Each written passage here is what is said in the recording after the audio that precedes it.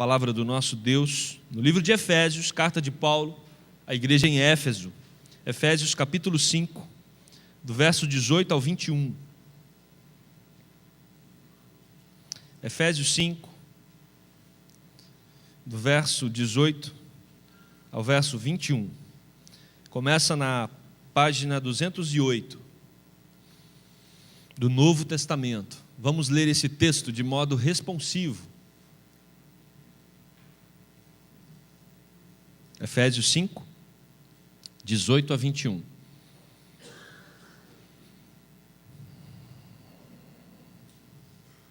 Leitura responsiva. E não vos embriagueis com vinho, no qual há dissolução, mas enchei-vos do Espírito.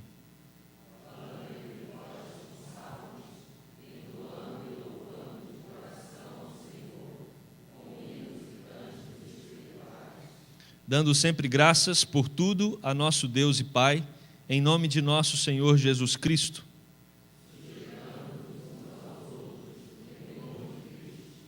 Amém. Oremos. Querido Deus, estamos diante da Tua santa presença, louvando, engrandecendo e bendizendo o Teu nome. E agora, Deus, vamos meditar na Tua palavra. Precisamos da Tua orientação. Venha, Espírito Santo, dirija as nossas mentes para que possamos sair daqui edificados pelo Senhor. No nome de Jesus. Amém. Um dos grandes problemas que, vez ou outra, nós encontramos na caminhada são as obstruções. As obstruções sempre nos remetem a algum tipo de transtorno. Por exemplo, a obstrução de um caminho, como está acontecendo aqui na nossa cidade com a perimetral. Isso vai promover um desajuste, principalmente em quem passa por aquela região. Outro tipo de obturação é de uma artéria. Quando nós descobrimos que estamos com uma artéria obstruída, isso traz uma série de tratamentos, às vezes até cirúrgicos. Ou talvez quando você está tentando resolver um problema que envolve uma papelada num cartório e você corre atrás de um documento, corre atrás de outro, chega no cartório, eles conferem aquela lista e dizem, está faltando um. Aí por causa de um, você tem todo o processo obstruído e você precisa voltar até aquele documento, trazê-lo para assim você continuar na caminhada. Ou seja, vez ou outra nós estamos obstruindo a nossa caminhada por inúmeras razões. E é exatamente sobre isso que eu quero falar nesta manhã. O perigo que nós temos de obstruir a ação do Espírito Santo de Deus na nossa jornada de fé. Por isso, eu quero propor o seguinte tema: desobstrua o caminho para a ação do Espírito. Desobstrua o caminho para a ação do Espírito Santo. Na semana passada, domingo, tratamos pela manhã sobre o amor. E falamos que a construção na nossa mente, no nosso ser de um amor verdadeiro, precisa atingir não só as nossas emoções, como a cultura ocidental enfatiza tanto, né? Existe um vínculo ocidental muito grande entre amor e emoção, mas aprendemos que o amor que a Bíblia nos apresenta é um amor que também atinge as emoções, mas ele transforma a nossa razão e ele transforma também a nossa vontade. Então, esse é o amor de Deus, é um amor incondicional, onde eu entendo que preciso amar, muitas vezes até tendo um sentimento contrário. Eu entendo que eu preciso amar. Amor é decisão. Deus decidiu nos amar, e por decidir nos amar, Ele entregou o seu Filho. Você, quando casou, decidiu amar, e por decidir amar, você está na caminhada conjugal. Nós decidimos. Então, amor envolve muito decisão. Claro que essa decisão, como já falei, razão, emoção e vontade. Mas também falamos na semana passada que esse amor incondicional, que não espera nada em troca, é um amor impossível, humanamente falando. E vimos então que só Deus pode nos conceder esse amor. Esse amor, ele precisa vir do próprio Deus. E Deus nos dá desse amor através do Santo Espírito dele. E é sobre esse Santo Espírito que nós vamos trabalhar. Porque esse Santo Espírito, ele foi derramado aos nossos corações, mas nós podemos obstruir a ação dele nas nossas vidas. E aí, meus amados, nós temos o começo do texto falando sobre embriaguez. Interessante. O tema central é o espírito, mas o texto começa falando sobre beber demais. E tem a ver sim, tem a ver sim. Quando Paulo adverte aos irmãos de Éfeso sobre o risco da embriaguez, é porque isso é algo que já acontecia naquela época. As pessoas, até mesmo dentro da igreja, estavam tendo problemas com a quantidade de vinho. Se você procurar na Bíblia um texto que te incentive à abstinência, você não vai encontrar.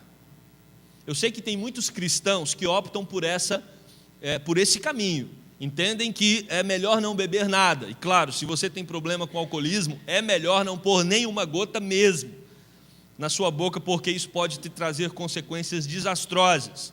Mas a Bíblia, ela não proíbe em momento nenhum você usar ou você beber um bom vinho, mas a Bíblia proíbe veementemente o desequilíbrio na utilização do vinho. Mas a Bíblia não proíbe só o desequilíbrio na utilização do vinho. A Bíblia proíbe o desequilíbrio na utilização de qualquer coisa nessa vida. É muito feio para um crente falar de alguém que bebe mais do que deve, tomando 2 garrafas de café por dia, não é?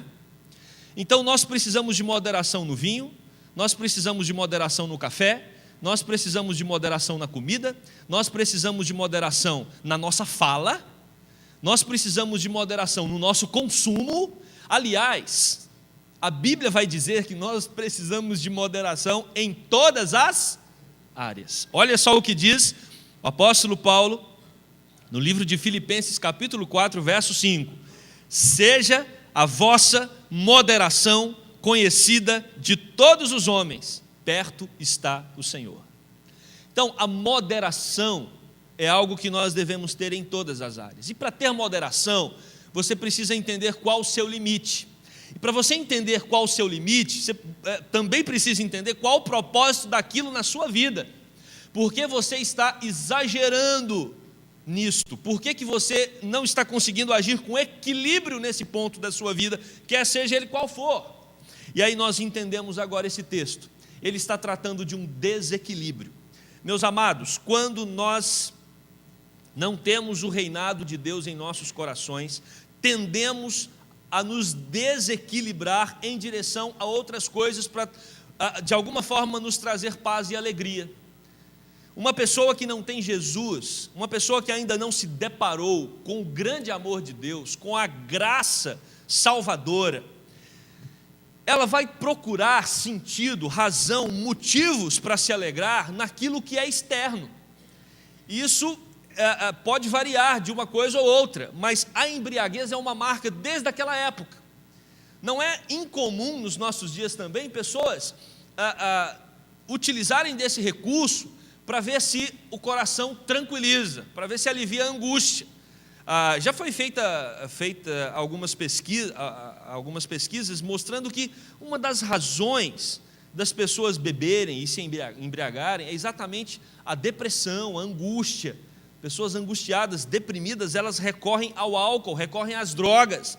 E nós então vemos, meus amados, que isso, claro, é fruto de um coração solitário, de um coração que está procurando uma alegria para preencher o vazio que tem na alma e na existência. Os problemas da embriaguez expressam a ausência de moderação, expressam o desequilíbrio, e esse é o tema central dessa parte do versículo. Calvino, quando ele trata desse tema, o reformador, ele vai dizer: onde o vinho reina, o desregramento prevalecerá. Onde o vinho reina, o desregramento prevalecerá. Ou seja, nós precisamos entender que a bebida, em hipótese alguma, pode servir para saciar a nossa angústia, para nos tirar da monotonia e para aliviar a nossa depressão. O que o texto nos ensina é que isso vai gerar uma dissolução. A embriaguez gera dissolução. O termo dissolução, azotia no grego, vai se referir a um descontrole e a um desperdício. Ou seja, quando usufruímos de alguma coisa mais do que devemos, isso mostra descontrole e desperdício. Mais uma vez vou enfatizar, não é só na área da bebida, isso pode ser ampliado para todas as outras áreas da nossa existência que causam desequilíbrio, mas o texto coloca a embriaguez, que era algo comum na época e continua sendo um risco para nós, porque precisamos entender o limite, precisamos saber a quantidade, e precisamos até da orientação de Deus para isso, para não servirmos de escândalo para as outras pessoas, como também nos orienta Paulo em outros textos. Francis Fox, que comenta esse versículo, ele vai dizer que a vida de embriaguez é uma marca da nossa velha história, da nossa história regressa. Ali sim poderia haver desequilíbrio, mas quando nós trazemos para os nossos dias, uma vez que o Evangelho entrou, que a graça de Deus entrou, que o amor de Deus entrou no nosso coração e tomou todo o nosso ser, não faz sentido mais buscarmos isso como significado para a vida. Uma comida mal temperada, ela perde o sabor. Por isso, a recomendação de Paulo é: não sejam intemperantes ao beber vinho, bebam com cuidado, saibam até onde isso não vai comprometer a sua espiritualidade. Ok, o tema central do texto não é esse, mas nós tivemos que entrar por essa porta porque o apóstolo entrou por essa porta. Cuidado com o seu equilíbrio, cuidado com o quanto você tem buscado significado em coisas externas. E agora Paulo então vai para o tema principal. O tema principal é: deixem-se encher pelo Espírito Santo. Ou seja, se você quer desobstruir a ação do Espírito Santo de Deus na sua vida, você quer que o Espírito Santo de Deus haja livremente no seu coração, a primeira coisa é: tome cuidado com aquilo que traz desequilíbrio para você. A segunda coisa é: você precisa se deixar encher do Espírito. O comentarista Fox, mais uma vez, ele diz: o apóstolo não quer acabar com a festa. Dá a impressão de que ele quer acabar com a festa, mas substituir por algo superior e maior. Esse é o convite de Paulo no texto. Paulo vem nos ensinar que, uma vez que nós já somos convertidos, uma vez que nós já fomos alcançados pelo amor de Deus, uma vez que nós já fomos batizados com o Espírito, como está escrito lá em 1 Coríntios capítulo 12, verso 13, pois em um só corpo todos nós fomos batizados, em um único Espírito, nós então não precisamos mais de nenhum apetrecho externo para promover a alegria, a paz e o significado da nossa vida aqui na terra.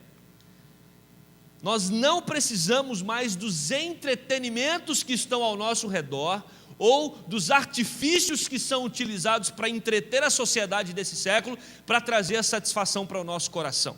Veja bem, isso não significa que você não pode ter algum tipo de lazer ou de entretenimento. Claro que você pode, mas todo lazer, todo entretenimento precisa estar subordinado agora à vontade de Deus e ao querer de Deus sobre a sua vida.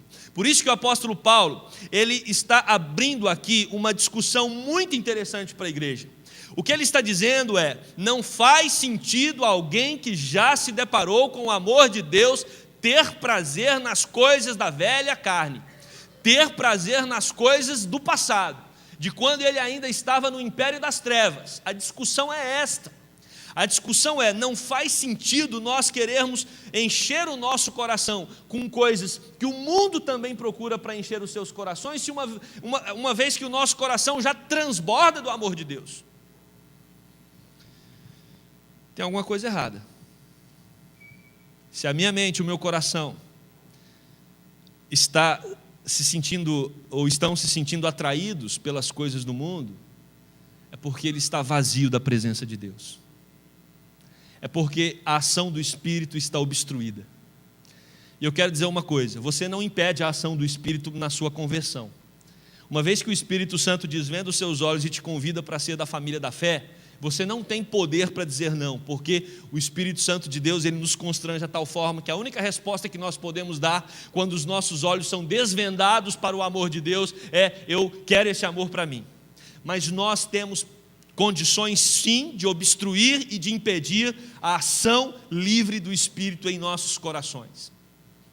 É mais ou menos assim: o Espírito Santo habita em você, assim como alguém pode habitar na sua casa e você não ter contato com essa pessoa. Cada um está correndo para um lado, vivendo com a agenda lotada, e não tem tempo um para encontrar com o outro.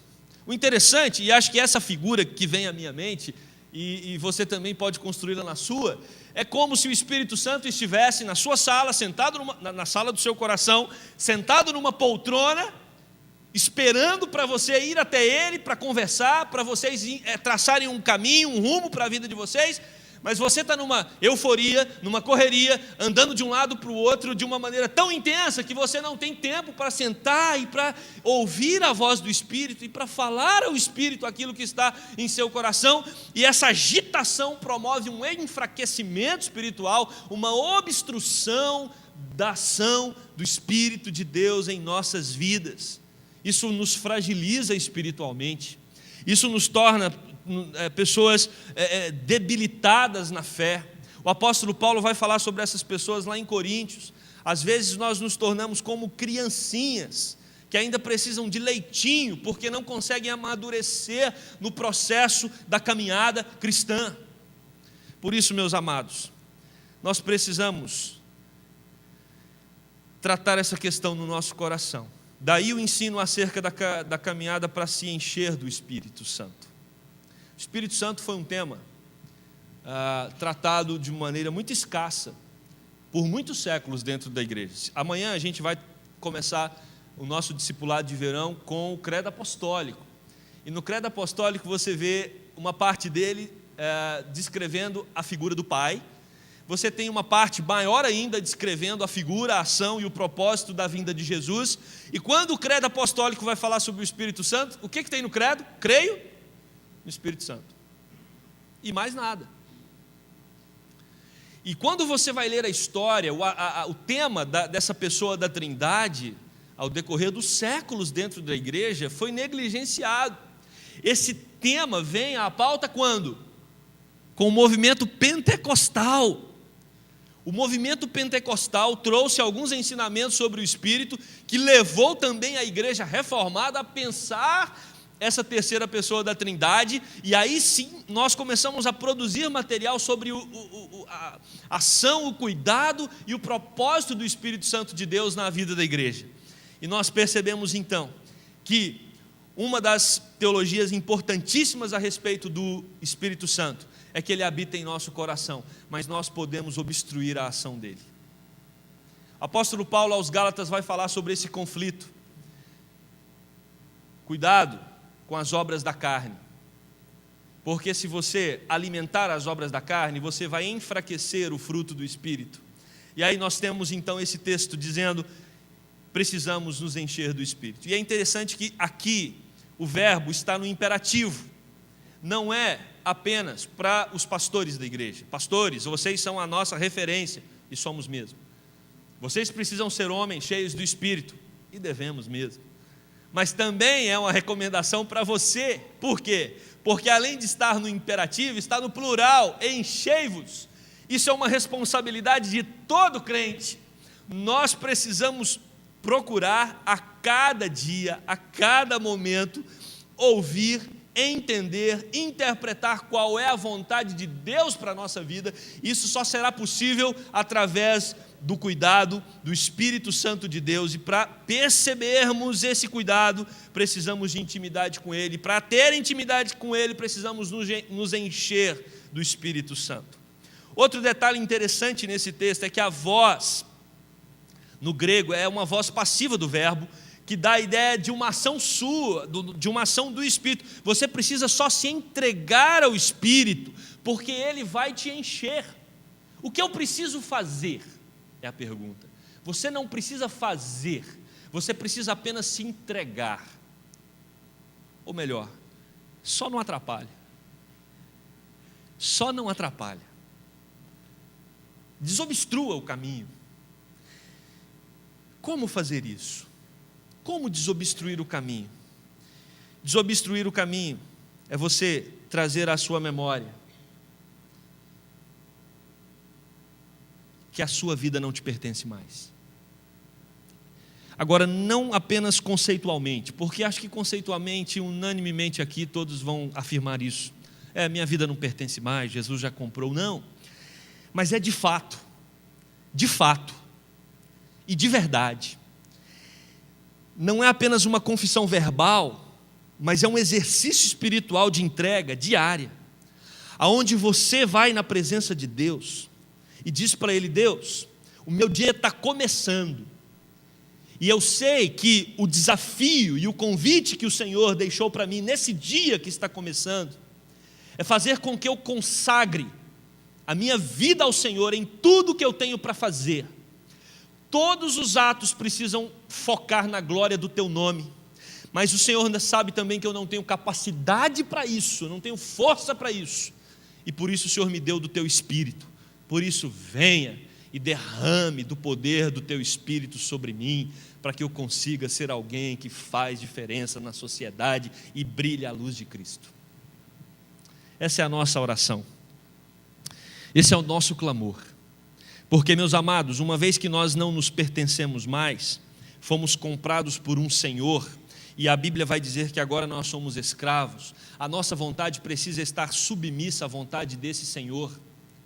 Só que o nosso coração não quer estar submisso à vontade desse Senhor. O nosso coração é insistentemente rebelde. O nosso coração, ele dá e sempre quer dar as costas para Deus, não querendo se curvar diante dele. E o desafio que eu e você temos é de suplicar ao Espírito para que nos ajude a ter uma vida submissa a Cristo. Porque uma coisa interessante sobre a teologia do Espírito é que o Espírito, ele não tem uma missão para ele. O Espírito Santo, estude isso no Evangelho de João, a partir do capítulo 14. O Espírito Santo, ele tem um ministério que os teólogos apelidaram de um ministério do holofote. Um holofote, ele não tem a proposta de aparecer. Todo holofote, ele joga luz em algum painel, em alguma coisa, porque o objetivo, o propósito é que apareça, que seja iluminado aquele objeto. Então, geralmente, quando você chega num lugar e você vê uma placa iluminada, você não olha para o holofote, você olha para a placa. O Espírito Santo tem um ministério. O ministério dele é jogar luz em Cristo. O ministério do Espírito Santo é jogar luz em Cristo. Qual o ministério do Espírito Santo na sua vida? Tornar você semelhante a Cristo. Tornar você semelhante a Cristo. Nós precisamos sair do reinado do nosso coração para que Cristo reine. E esse processo de transferência de reinado, quem faz é o Espírito Santo de Deus. Mas nós temos condições e poder de atrapalhar esse processo. Quando nós resistimos à voz do Espírito, quando nós insistimos nas nossas práticas em nome daquilo que aprendemos dos nossos pais, em nome da nossa cultura, em nome de uma tradição, em nome das minhas vontades, em nome dos meus desejos, eu insisto e permaneço fazendo aquilo que o meu coração quer, e não me curvo diante do Espírito de Deus em submissão, aí eu não consigo resplandecer a glória de Cristo. Aí você não vai conseguir fazer diferença na sua casa, e nem na igreja, e nem na sociedade. Precisamos pedir ao Espírito Santo de Deus que quebre os nossos corações, que desmanche o nosso reinado, e que assuma de maneira absoluta o governo do nosso coração. Esse processo é um processo de quebrantamento, que acontece por meio da oração, e que acontece por meio da meditação da palavra. Entra para o teu quarto, foi isso que Jesus Cristo nos ensinou. Fecha a tua porta. Vamos conversar em secreto, porque tem coisas nesse seu coração que precisam ser tratadas. E a gente precisa de silêncio, porque no barulho a gente não consegue concentrar. É mais ou menos isso que o nosso Senhor está nos ensinando. Para muitos, a manifestação e a presença do Espírito Santo é um convite para uma euforia emocional.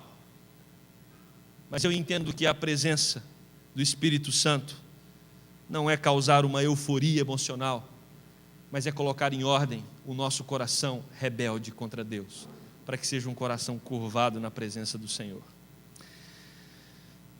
Ore sem cessar. Faça da palavra de Deus um livro amigo. Um livro amigo. Livro companheiro. Bíblia, meu livro companheiro. É isso que as nossas crianças aprendem desde cedo. Palavra de Deus. Faça da Bíblia o seu livro, faça da Bíblia o seu livro amigo, para que você tenha condições de ser tratado pelo Espírito Santo. Por quê? Seu coração quer tomar uma direção. A palavra de Deus te mostra a direção correta. O Espírito Santo te capacita para tomar a direção de Deus. Se você negligencia a palavra, você naturalmente só tem a opção da carne.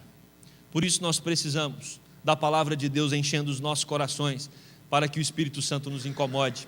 E precisamos da oração, para que a oração seja a ferramenta que vire os nossos olhos de direção, tire os nossos olhos das coisas da carne e leve os nossos olhos para as coisas espirituais e eternas.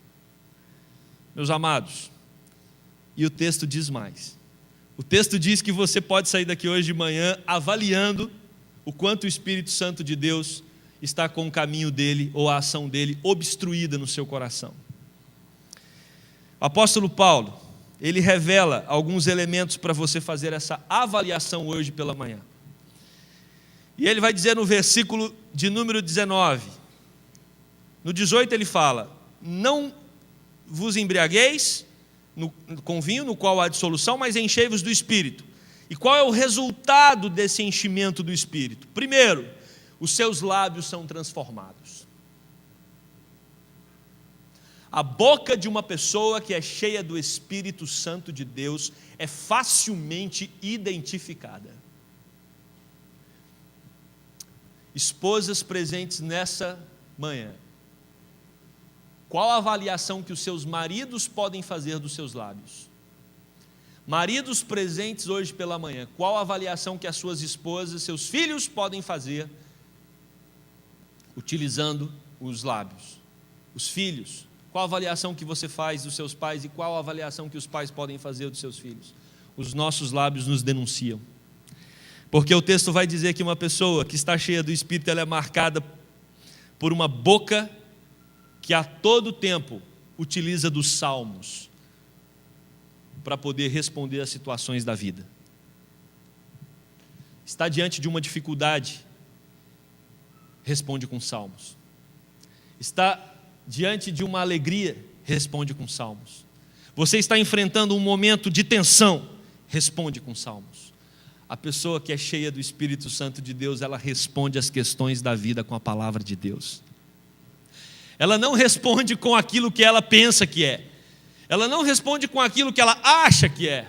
Mas ela responde com a palavra de Deus. Por isso a importância dela estar afinada com o texto bíblico. Porque, meus amados, se eu estou angustiado, preocupado com o resultado, eu preciso sacar dos textos que a Bíblia traz sobre esse assunto. E aí você precisa ter na sua mente: o Senhor é o meu pastor e nada me faltará. Ele me faz repousar em pastos verdejantes. Você precisa sacar na sua mente: não andeis ansiosos por coisa alguma. Deus está no controle. Nenhuma folha cai da árvore sem que Ele permita. Ele está no controle dessa situação. Isso é você se utilizar dos textos bíblicos para responder aos dilemas da sua vida. O quanto você utiliza da palavra para responder a todas as questões da sua vida. Comprar ou não comprar, fazer ou não fazer, ir ou não ir. Tudo isso você precisa encontrar resposta bíblica para te orientar. E mais, não é só encontrar a resposta bíblica, mas é se submeter à resposta bíblica. Porque às vezes a Bíblia te dá a resposta, mas você insiste em não cumpri-la. E você toma o seu próprio caminho. E claro, isso vai trazer consequências.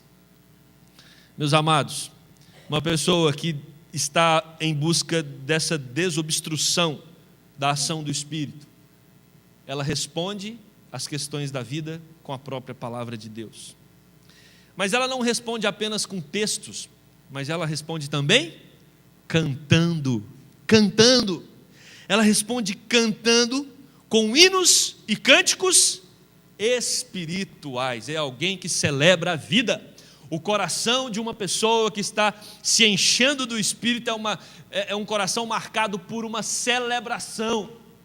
Está sempre louvando, está sempre cantando, está sempre manifestando a Deus o quanto o reconhece como Senhor, como governador e como aquele que tem todas as coisas nas suas mãos. Por isso, uma marca de todo crente, uma marca daquele que está se enchendo do Espírito, é o quanto ele gosta de louvar, de cantar, de expressar em canções o cuidado e o amor dele para com a sua vida. Essa é a primeira fase da avaliação. E como alguns vestibulares, existe a segunda fase, que tende a ser mais tensa que a primeira. E é exatamente isso que o apóstolo Paulo faz. A primeira fase de avaliação é a avaliação da sua boca. Aquilo que você fala. Jesus também diz. A boca fala o que o coração está cheio. Então Jesus também coloca a boca como sendo um instrumento para avaliar uns aos outros e para se autoavaliar. Mas Paulo, ele aprofunda essa análise e ele diz, olha, se você é alguém que está desobstruindo a ação do Espírito, permitindo que o Espírito Santo haja na sua vida de maneira livre, você vai ter um coração marcado pela gratidão. Gratidão. E eu não duvido que a maioria das pessoas que estão aqui hoje são marcadas pela gratidão. São gratas a Deus. Gratas a Deus pelas bênçãos concedidas na história de cada um. E sem dúvida a maior delas, a salvação em Cristo. Agradecemos a Deus pela salvação, agradecemos a Deus pelo emprego, agradecemos a Deus pelo pão sobre a mesa, agradecemos a Deus por tantas dádivas que Ele tem nos dado. Mas, meus amados, até os pagãos agradecem por isso. A avaliação é um pouco mais complexa. Olha o que o apóstolo Paulo diz no versículo de número 20. Se você está com a sua Bíblia aberta, vamos ler só a primeira parte desse versículo. Dando sempre graças por tudo a nosso Deus. Dando o quê? Sempre. Graças por tudo. O sempre e o tudo complica um pouco a história. Por quê? Porque isso é um convite para aprendermos a agradecer a Deus, não só pelas dádivas e pelas maravilhas que Ele derrama sobre nós, mas aprender também a ter um coração grato, até mesmo pelas adversidades. Dando sempre graças por tudo a nosso Deus e Pai, em nome de nosso Senhor Jesus Cristo. A gente até canta isso, e é um cântico bonito, que diz, cada vez que a minha fé é provada, tu me dás a chance de crescer um pouco mais. Como é difícil viver, porque o nosso coração caído, rebelde, ele tem uma tendência natural de, diante da adversidade, reclamar, murmurar, e perguntar, cadê Deus? Mas por que Deus permite isso comigo? E quanto mais nós ficamos com esta resposta de desespero diante das adversidades, mais nós estamos nos denunciando de que não reconhecemos que Deus está no controle de todas as coisas. Satanás tocou na vida de Jó, mas Deus teve que permitir. Satanás tocou na vida de Paulo, mas Deus teve que permitir. Satanás não tem liberdade para agir do jeito, aonde, quando ele quiser. Ele precisa da permissão de Deus. Sabe por quê? Porque Deus promete em sua palavra que Ele não vai permitir problemas sobre nós que esteja além das nossas forças. E nós precisamos descansar nesse texto. Coração grato é entender que a nossa história, como eu já falei, está sendo escrita. E você não pode avaliar uma história, um livro, por 1 ou 2 capítulos. Nossa história está sendo escrita e nós precisamos esperar o processo de Deus em nós, porque esse processo é um processo de aperfeiçoamento. E processo de aperfeiçoamento precisa de tratamento. E uma das ferramentas que Deus utiliza para tratar esse nosso coração duro e rebelde são as adversidades que nós enfrentamos. É na adversidade que nós nos expomos como soldados. Que tipo de soldado somos? É diante dos problemas que nós nos revelamos. E aqui o apóstolo Paulo está dizendo que esta é uma outra ferramenta para avaliar o quão cheio do Espírito nós somos. Porque quando estamos em intimidade com Deus por meio do seu Espírito, nós entendemos que as adversidades têm um propósito de Deus, porque Ele governa tudo, Ele governa todos, Ele governa a minha e a sua vida, e nós só temos uma saída: confiar nele, descansar. É claro que vai doer, é claro que todo processo de dificuldade traz transtorno e angústia para o coração, mas nós temos a certeza de que Ele está no controle. Isso vai gerar em nosso coração gratidão ao Deus Pai, por intermédio de Jesus. Você quer ver se você está obstruindo a ação do Espírito no seu coração? O quanto você consegue agradecer por aquilo que você sofreu e não entendeu, e até hoje não consegue decifrar qual o propósito de Deus naquilo. Estamos aqui com pessoas que têm histórias, cada um aqui tem uma história. E certamente as nossas histórias não foram marcadas e não são marcadas só por coisas boas. Temos problemas e adversidades. Como está isso na sua vida? Sua infância, sua adolescência, sua juventude. O quanto essas coisas do passado que te perturbaram lá atrás afetam hoje na resposta que você dá na sua vida atual. Aprenda a confiar no Senhor. Aprenda a entender que toda a nossa história está nas mãos de Deus. Se Ele permitiu, Ele tinha um propósito. Agradeça a Deus pela sua vida. Agradeça a Deus pelas adversidades que estão no seu currículo. E agradeça a Deus porque Ele te livrou de todas elas por meio do sangue de Jesus Cristo.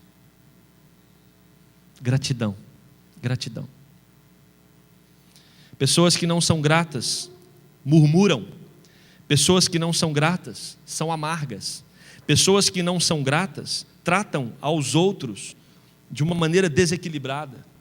A gratidão, a certeza de que o nosso Pai cuida de nós por intermédio do Filho, é uma marca de quem está cheio do Espírito. Olha a Trindade toda trabalhando.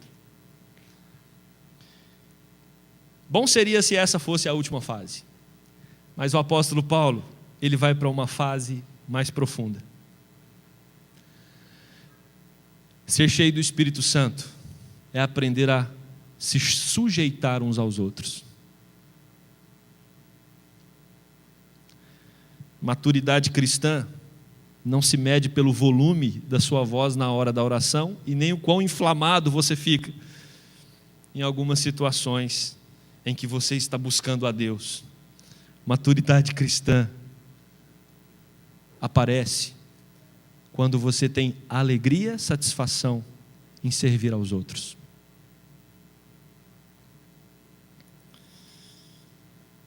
Olha o que diz o versículo de número 21. Sujeitando-vos uns aos outros no temor de Cristo. Sujeição mútua é você entender que foi chamado por Cristo, não para ocupar uma posição superior em relação ao outro, mas para servir o outro. É você entender que na caminhada cristã nós fomos chamados para sermos semelhantes ao Mestre. E aí eu preciso encher a minha mente da figura do Mestre. O nosso Mestre é o Criador dos céus e da terra. O nosso Mestre é aquele que fez todas as coisas com o poder da sua palavra. O nosso Mestre é infinito, é eterno, é poderoso, é tremendo. O nosso Mestre abre mares. O nosso Mestre faz tempestades parar. O nosso Mestre cura enfermos. O nosso Mestre multiplica pães. E o nosso Mestre lavou os pés dos seus discípulos. O maior sinal de humilhação de um indivíduo E o nosso mestre disse: vocês têm que fazer o mesmo. Igreja é lugar aonde as pessoas aprendem a servir umas às outras. Não tem chefe. O chefe é Cristo. E é o próprio exemplo de serviço. Tenha prazer em servir. Servir não pode te causar um mal-estar. Não tem tempo para nada que é de Deus, mas fica 5 horas no shopping, feliz da vida. Tem dificuldade de levar a família para um passeio, mas uma facilidade enorme de ficar com um amigo por horas. Servir, pensar no outro, elevar o outro, é um serviço que eleva o outro em posição superior a nós. Vivemos numa geração que está quase sendo um crime alguém falar que uma mulher precisa ser submissa. Quase um crime. Ou um crime. Você não precisa, mulher, ser submissa. Mas se você é uma mulher cristã, você não tem opção. Assim como nós homens também não. A submissão, o texto deixa claro, é para os dois. Os dois se submetem a Cristo. Os dois buscam encher-se do Espírito Santo. Os dois. Ensinando os filhos o mesmo processo. Isso é uma família cheia do Espírito. Não é a vontade do marido que prevalece, mas é a vontade de Cristo através do marido. Não é a vontade da mulher que prevalece, é a vontade de Cristo através da mulher submissa. Ambos submissos, Deus se manifesta. Ambos submissos, Deus dirige a família com seu Santo Espírito. Olha que assunto delicado. E o apóstolo Paulo trabalha como uma maestria. Agora, nós não vamos entrar nesse texto de maneira profunda, mas só para citar, o apóstolo Paulo, no versículo 22, abre um outro tema, dizendo: as mulheres sejam submissas ao seu próprio marido. Olha que sabedoria do apóstolo. Primeiro ele convida: largue a bebida, porque se beber vai dar problema no casamento.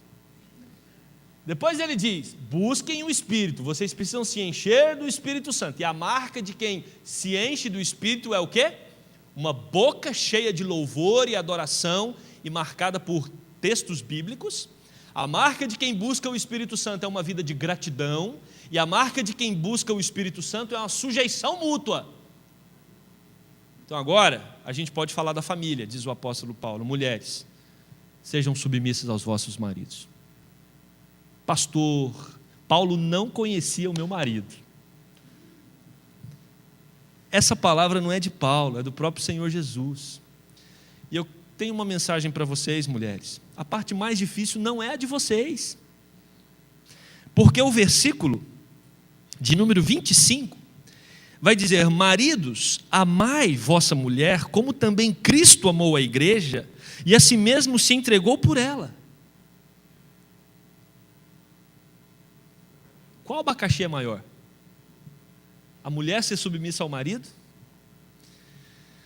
Ou o marido virar para a esposa todos os dias de manhã e falar: meu bem, hoje eu vou te amar como Cristo amou a igreja, e se preciso for, morro por você. Hã?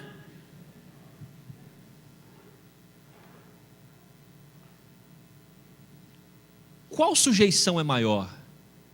A mulher entender que o marido é um instrumento de Deus para conduzir a casa, ou o marido entender que o papel dele é se submeter a Cristo a tal ponto que a mulher seja objeto do mesmo amor que Cristo amou a igreja, amor ao ponto de dar a vida por ela. Esse é o ideal de Deus. Mas esse ideal de Deus não se encontra sem a presença do Espírito Santo. Não é uma decisão do marido, não é uma decisão da esposa ser assim. A nossa decisão precisa ser: Espírito Santo de Deus, encha a minha vida. Me faça ser submisso acima de todas as coisas ao Senhor. Precisamos nos submeter a Deus e nos submeter também uns aos outros em humildade. Todo tratamento de desobstrução é trabalhoso. Estamos vendo como a cidade vai ficar e está ficando sem a perimetral. Dá trabalho. Muda as rotas. Quando você vai tratar das suas artérias, descobre que tem alguma obstruída, isso às vezes exige cirurgia, cirurgias complexas. Quando você vai no cartório e está faltando um documento, isso gera um transtorno, você precisa ir em busca desse documento. Toda vez que vamos desobstruir alguma coisa, isso causa um desgaste, dá trabalho. Desobstruir o nosso coração para que o Espírito Santo de Deus haja, dá trabalho. Mas o meu convite para você é: nós temos um desafio: desobstruir o nosso coração e convidar o Espírito Santo para que reine absolutamente em nossas vidas. E eu queria que você fizesse isso hoje, que você fizesse desse momento um momento onde você vai convidar o Espírito Santo de Deus para uma conversa séria, e você vai se submeter a Ele, dizendo: Espírito Santo de Deus, encha o meu coração. Eu não quero dar respostas que venham da minha carne. Eu quero dar respostas para a vida que venham do Senhor. Seja o Deus da minha vida. Reine absolutamente em meu coração. Eu gostaria muito que a sua oração caminhasse nessa direção. E eu tenho a certeza que Deus vai ouvir a sua oração e Deus vai te capacitar para viver aquilo que Ele expõe na sua palavra. Vamos ter um momento de reflexão sobre aquilo que falamos nesta hora.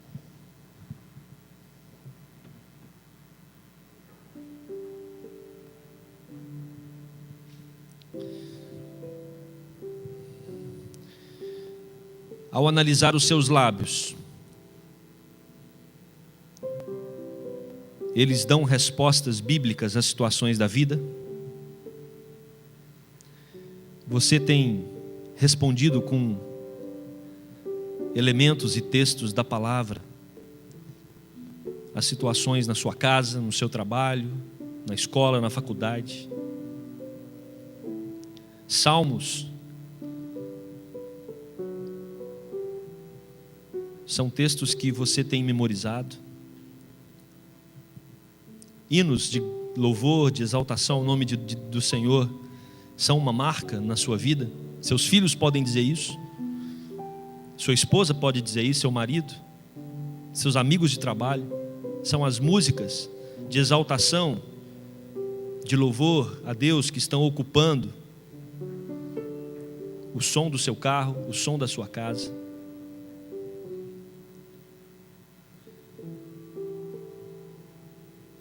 Seu coração está cheio de gratidão, mesmo por aquilo que tem causado angústia, tristeza.